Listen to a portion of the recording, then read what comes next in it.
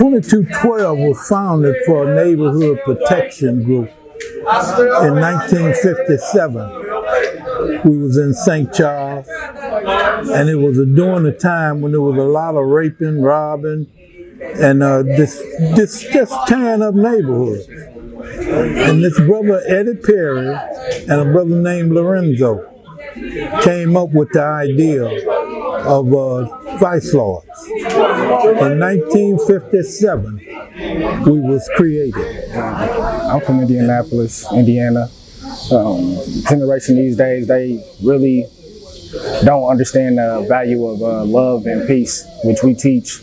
You know, it's a thin line between you being a gang member and a person that's really out here trying to uplift and be righteous. You know, and we need to push that more and understand that these youngsters, they don't understand. They don't have no guidance. They don't have no big homies out here no more.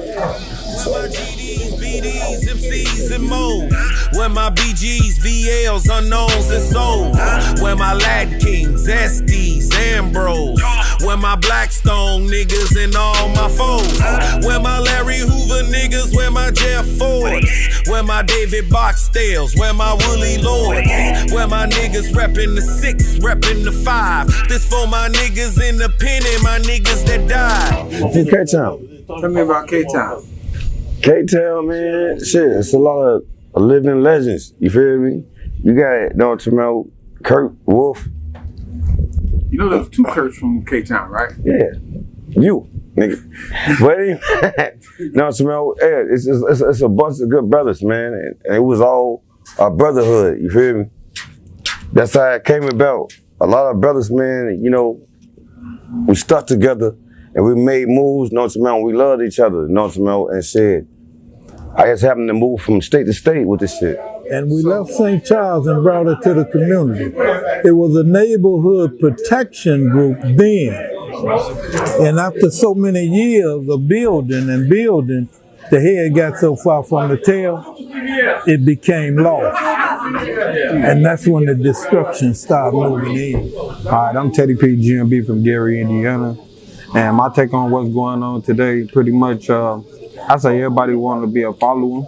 Don't nobody really want to listen and lead by example. The main thing that they got to do is listen to the elders that we got left, because it ain't a lot of them left. They trying to take what we got left. You know what I'm saying? So we can start there. We got to start by listening. When we start there, then we can move forward. But if ain't nobody listening, can't nobody follow, can't nobody lead. As ambassador for the Double I Vice Lords, coming under the Almighty Vice Lord Nation, I represent on the issues of restoring family ties. We are one of the most criminalized organizations in the history of the United States of America. This has left black families devastated. Part of my role as ambassador is to help design national programs to address this devastation of black families. You got guns, I got guns, let's get it poppin', man. You got ones, I got one, then let's go shopping, man. I'm a star, you might as well pull out that red carpet thing. You tryna snatch my chain, that's when I cock and bang. I feel like Willie Lord, Jeff Ford, Larry Hoover. Yes, absolutely. We got both that door,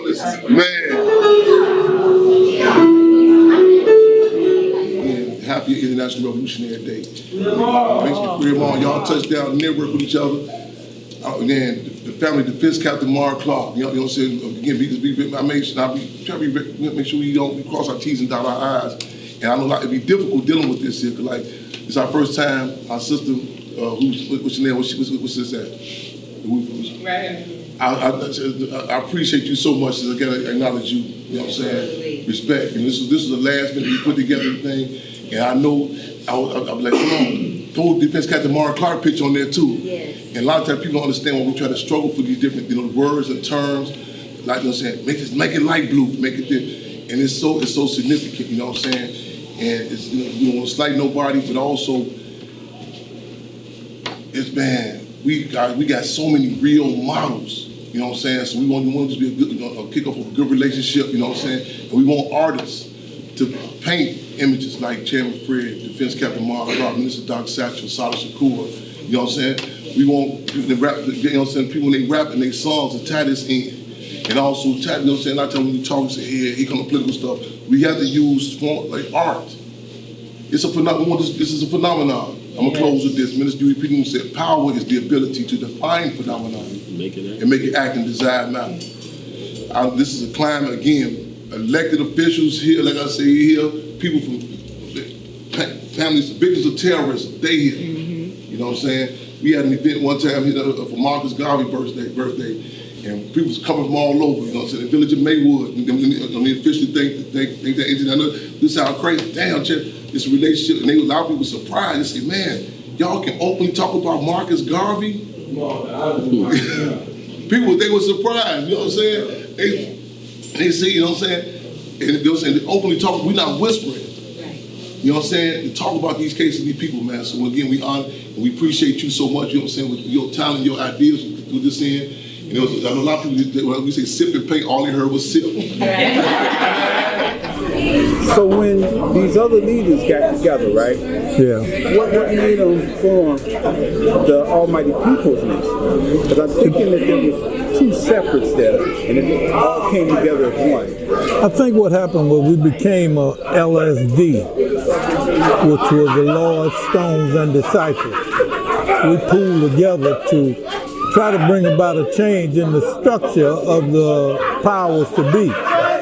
And they agreed with us to an extent. And that's when you had the so-called businessmen today following in our footsteps then. Wow, that's an interesting concept. Yeah. So basically the model for how they run the businesses today is to reset that model? Right. The what you would call grants and payment plans now was what the Rockefellers, the DuPonts, the Seals and Robots, and all of those people did in the late 60s. But little did we know it was a plan and a trap, because we had no education, we didn't have no background in businesses or none of that. So they thought they could take us, give us what they thought we needed, and then entrapped us into their game. So when did the whole drug thing, to your record knowledge, come into play that's sending a lot of our guys to the prison system? After they was able to give the young men money to help build their community, and we built the community, but we got away from them, and we started doing it on our own, and that's when we became a problem. So to continue to give us money was the way to get rid of us. Misappropriation of government funds in 1969 and 70 was an automatic prison sentence. So that's what they did, gave you their money, you misappropriated, and that was a government case. So, tell me about this event. How long has it been going on? First, this is International Revolutionary Day. 54 years after the assassination of Chairman Fred Mark. So all my people and my folks, my Crips and my Bloods, East, West, South, North, my niggas, what's up? We need the fruit on they posts, Black Panthers and Cubs, but mostly we need the street soldiers to step the fuck up. And I am the son of Larry Hoover, who is a influential person here in Chicago. They tried to, he's a political prisoner. He came from a street organization, but he understood the power of togetherness and bringing the youth and the men on the street together to make changes in our community.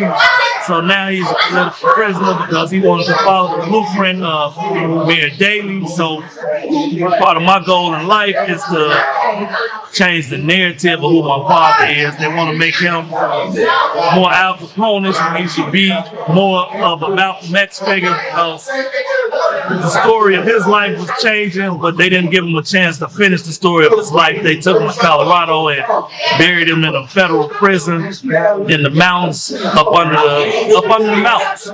I'm from Toronto, Canada, and the reason why I'm here is the Black Panthers, specifically Fred Hampton. His message, his selflessness, the survival programs, how they impacted the community. I ain't had no family for real. I felt like I was lost out here. And then without people, I would have never had nobody. Do you know the history? Yeah, somewhat. I'm a little bit tipsy, so I can't go word for word, you feel me? But I know we started in the 1950s. All the big homies. I'm from Indianapolis. My name is King, and I feel like we need to get in each other's face. We need to start using the checking up on people method. We need to start making sure brothers is okay. Checking on selves, making sure we all still together as one. Because when we united, it's harder to knock us down. But if we start falling apart, then it gets easy, and the enemies start to win. So I feel like as long as we stay united and we all move as one, we can still win. We have to come up with a program economy-wise. We have to give these young men and young women something to do. I see, if you take something away from a person and you don't give them anything to replace them with that something you took, what do you expect him to do? My name is Blair Anderson. Born and raised on the south side of Chicago. Church boy, Blackstone Ranger, Black Panther, Vice Lord. I am noted for my involvement with Fred Hampton. I was one of the survivors of December 4th, 1969, and that horrendous night of the murder of Fred Hampton and Mark Clark. At this point in my life, I am committed to an ambassadorship for the Almighty Vice Lord Nation. I am sanctioned at what we call the Double Eyes. My role is to focus energy on the transformation of our families, restoring family ties in our war-destroyed and our war-devastated families. Our families are from the depths of the ghettos of America.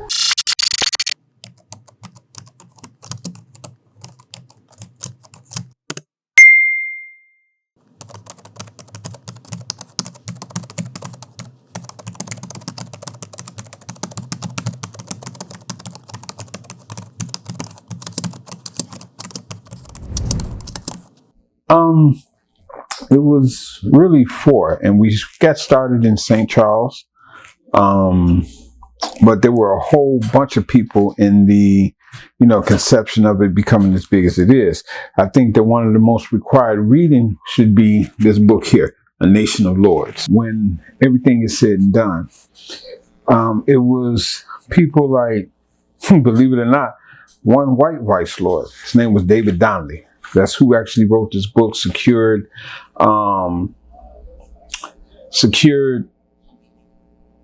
what's the word I'm looking for? Grants for the Vice Lord nations to start business, to help out the communities.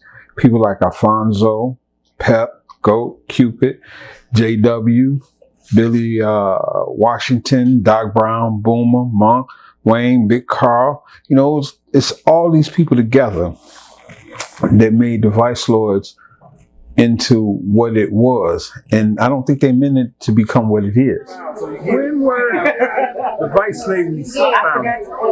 In 1957. 1957? Yep. And they started along the same time as the Brotherhood, right? Correct. Okay. Give me a little insight of this Aisha Sisterhood. Okay, well, the Aisha Sisterhood, we was founded in 1994.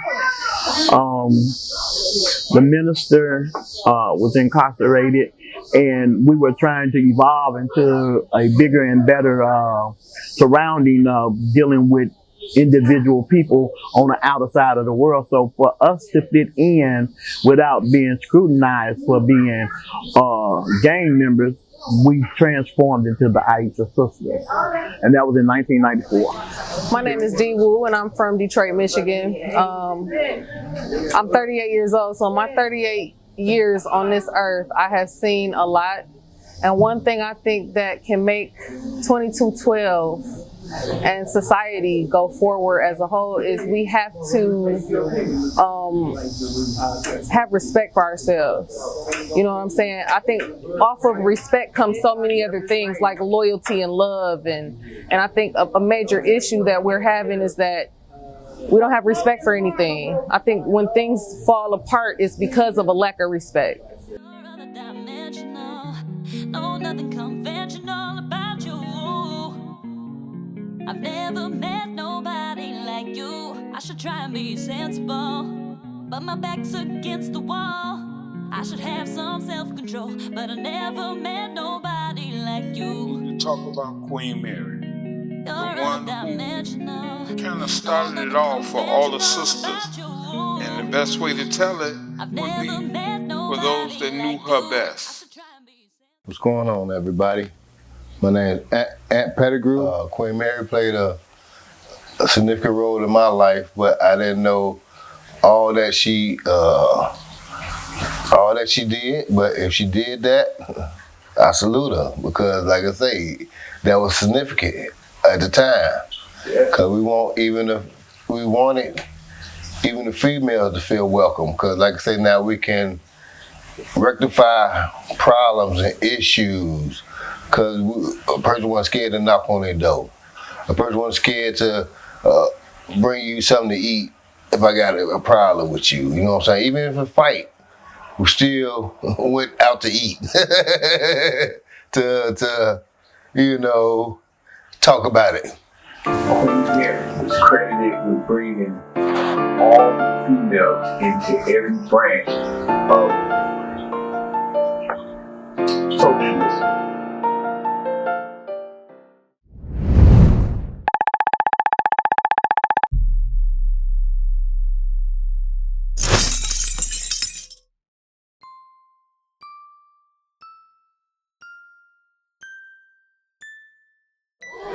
Okay. My name is Nikhil McClintock, but everybody know me as Slaughter. Came up on the streets of the south side of Chicago, lived a rough life. I've been in federal prison twice.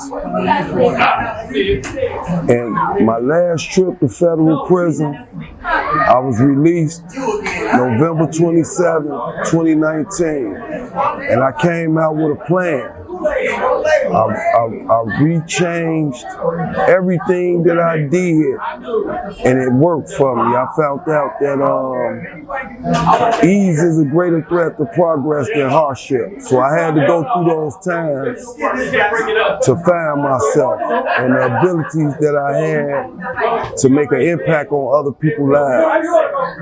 So upon my release from prison, I became a national notary. I was a building engineer for the Archdiocese of Chicago, directly under Vlad Supich, the Cardinal of Chicago. And now I'm an instructor for the Chicago Transit Authority. I teach people how to drive buses. And when I went to prison, I found myself, and what I found out about myself is that life's most prolific, most persistent and urgent question is, what are you doing to help other people? It ain't about me no more, it's about other people. And with that, I took that, man, and it changed my life, man, because I was no longer worried about impressing people and being something that I wasn't. I found out who I was. I was somebody that could help other people. We be in too much competition with each other. The young guys, I don't know about the older guys, but the young guys, we be in too much competition with each other. Well, it's hard for us to work together, and it's hard for us to just be one, because everybody want more than the next person. You know what I'm saying? When if all of us eat together, it don't matter who got the most, we all gonna win. That's the main problem with the young guys. We don't know how to work together like that. Everybody hate on each other. it's too much envy and jealousy. Friends jealous of it. It's just too much jealousy and envy and hate towards the young guys. You know what I'm saying? So we can't really work together how we need to. We was affiliated with Martin Luther King, the Black Panthers, Malcolm X,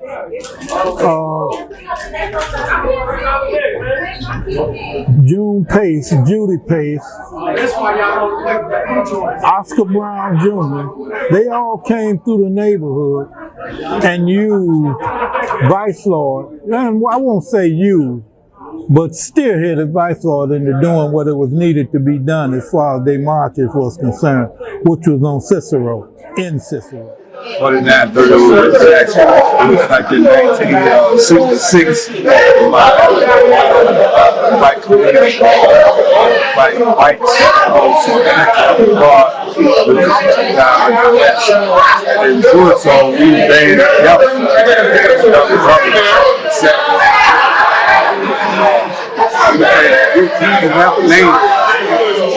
Some older vice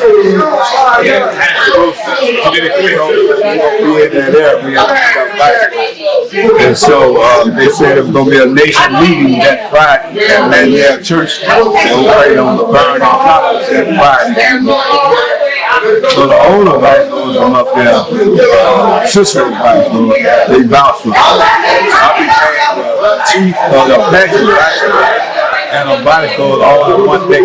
My name is Lord Ty, Glen Park, Gary, Indiana, West Side. My perspective on the question is how we can uplift the youth, and I believe it's leadership. Always leadership. Back in the 60s, 70s, they took all our leaders away, and after words of Bobby Gore, they went back to what they could resort to, what they knew. You know what I'm saying? Which kind of brought the community down. And what I like to emphasize on is about the breed that you talk about, young people. If you don't teach me nothing, what do you expect me to know? If I'm a young man and I'm trying to get from point A to point B, how do I get there if you don't show me how to walk? I fully understand. So I think that if we educate our kids, if we educate our women, if we educate our sons, we give them more opportunities than just streets. If we don't educate them, they can't go nowhere. So basically, you're saying that they're faced with bad choices, worse choices, and sometimes no choices. And no choices. And they got to choose the lesser of the three. You got to choose the lesser of the three, but at the same time, you got to know the lesser of the three. And if ain't nobody teaching you the lesser of the three, you thinking what you're doing is right. Okay. Well, I know I said I had 2 questions, but I got one more question before we get to the final one. Okay. And that would be the old leaders. Why did they not teach these young? Not talking about yourself, but myself included. When you're blind, it's hard for you to shine the light in the dark when you don't know the light. You know, at the time we were calling ourselves leaders, none of us was educated enough to be trying to lead somebody. We needed education ourselves so that we could try to have a direction for our people. Until, you know, it's a curse with a blessing. We went to prison, but prison is what helped orientated us into so-called leaders as today. So we have the tools now to prevent our young men from becoming other Rico Johnsons. They can be better than Rico Johnson. With the tools that we got today, we can make them better. They don't have to suffer the things that we had to suffer, because you know and I know now that there's a better way. Man, I couldn't have put that no perfectly. So my final question is, where do we take 2212? We take it from the street corner to the corporate office. If we put these kids in jobs, in position to better their life, believe you me, they would rather go home in the evening than to go to their sale. So for the people who don't know, what made you start your own taxi company? Well, one of our main goals as being a vice lord is to find out, you know what I'm saying, one way to support ourselves, support our family, you know, and help try to build up the community. That's what the original laws, you know, had portrayed. So when drugs and everything kind of got like introduced into it, people started warring over blocks, warring over neighborhoods and stuff. It corrupted that law. So me starting my own taxi business was, I wanted to be my own boss. Okay. You know, I get tired of being in the drug game. I got tired of being, you know, wanted by the police every time I turned around, you know. So it was things like that that just made me decide that if I'm gonna do something, let's do it right. Well, I'm glad you said that. I was browsing on YouTube. I came across one of your music videos. Oh. What made you start rapping? Oh man, I've been rapping since I was 14. You know what I'm saying? Because I grew up with the likes of Crucial Conflict. Bo Deal was one of my best friends. K-Town Washington Devious, you know, he was one of the little guys I raised. He was raised on the legend of our rap group, the Demons, which consisted of myself, and I was known as BC Real at that time. You know, Casper, Fo Deuce, Callisto, and Leatherface. Okay. We did a song that gained us national attention. It was shortly after Girl X had gotten raped and was made to drink bleach. So we did a song, we gave the proceeds to her and her family for that song. The name of the song was called Too Many Losses. If a person don't mean you no good, we'll never go forward, we're only going backwards. And keeping them among us, you know, that's like walking around with some doo-doo on your shoulder, knowing that if you don't get it off, your brother should get it off. Exactly. Kind of like the old saying, I am my brother's keeper. Yeah. So, you know, I'm not talking about nobody specifically. It's just the point is, I mean, you know, where we going? Community of chaos. I'm trying to go straight forward, because like I say, I know what backwards look like, and it don't look like this. What's going on, man? My name is B. I'm from Chicago, Illinois. Hood I'm from is Inglewood, 64th and Rose. You know, when I was growing up, as others call, gang banging, you know what I'm saying, it was way more peaceful. You can walk your kids to the bus stop. You can walk your kids to school. It wasn't no just killing kids stuff that's going on in Chicago right now. It wasn't none of that, and I can vouch for that. I'm 34 years old. I ain't started little homies until we got to high school. All the homies I grew up with was able to go at least to be a freshman or a sophomore, maybe a junior. It wasn't no babies dying. It wasn't no parents losing their child in front of them. Yes, it was parents burying their child, but it was not as freaking as it was now. South side of Chicago is very vicious. You know what I'm saying? Right now, I'm in Gary, Indiana, and it's honestly it's two different worlds. Like my brother said before, they grew up on the hood. Back then, where I'm from, like when I grew up, we couldn't even walk around the corner. I'm from 64th and Rose. You can't even walk around the corner where it was called Parkway Gardens, now known as O Block. So when did shooting people at funerals and, you know, busting that big woman on Sunday with her Sunday hat on, when did that shit come about? That bullshit came about, see, first of all, let me say this. YouTube got everything screwed up. They are going on what's going on right now. They are vouching what's going on right now with music. Like they are straight up fans. The outside world is blowing this up. So, but to answer your question, the hottest thing, the craziest thing was it's been going on since 2007. 2007 for a fact on Southside Chicago is when these young kids started like really out here dying. really out here dying. When mothers was really going to funerals for their sons and their sons' friends, I'm talking about 4, 5 times, maybe 6 times in 1 year. That's when it really got vicious. They really made it a crazy, crazy thing that summer of 2017.